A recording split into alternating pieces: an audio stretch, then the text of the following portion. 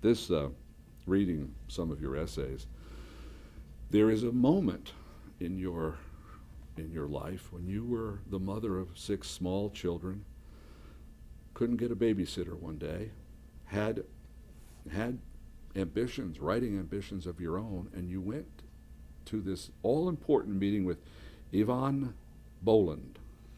Yes. And what this is, she was even then a well-known writer.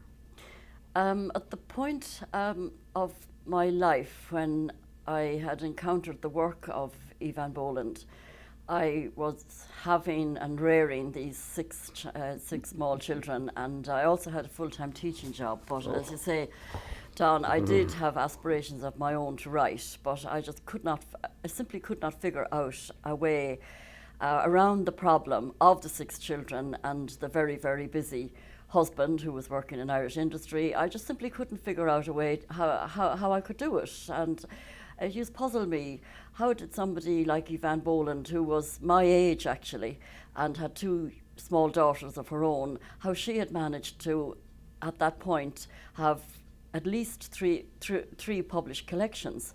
So on this particular day, she came to give a reading in Galway, and I'm there with no babysitter, and my youngest child was literally a baby in arms. I'm surrounded by them. I'm in a fury because I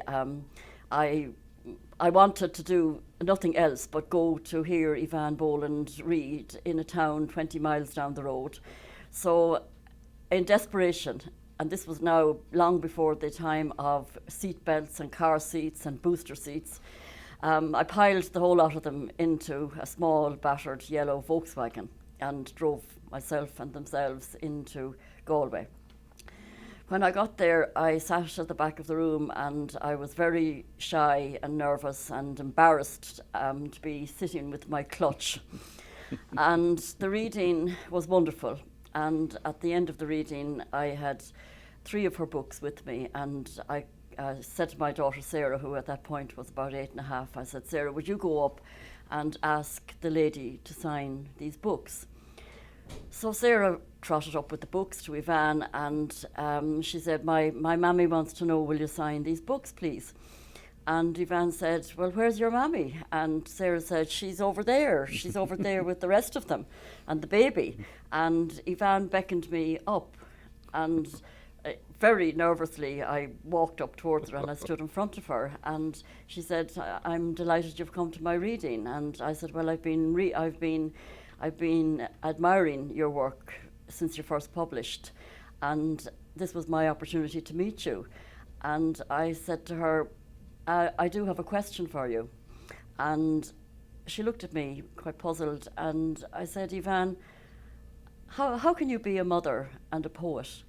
And all of a sudden, to my utter consternation, the tears came into her eyes, and she just sort of turned away and walked away a little bit.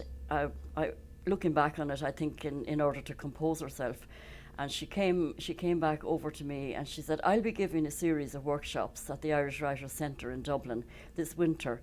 Would you like to come and join some other people and be part of my workshop?" And that's how my relationship with her started. And she became a huge influence on me as a woman poet. And I did manage over the next number of years to figure out a way to begin to write and publish my own poems, with her help, I should add. And indeed, she spread herself at that time very, very widely over Ireland, over writing groups right across the whole country, and she gave of herself so generously that she managed to put the names of many women, writers and poets, on the map. In the last couple of decades, Eavan in many ways has been Ireland's loss and America's gain, in that she's been working for all this time over here at Stanford University. Well,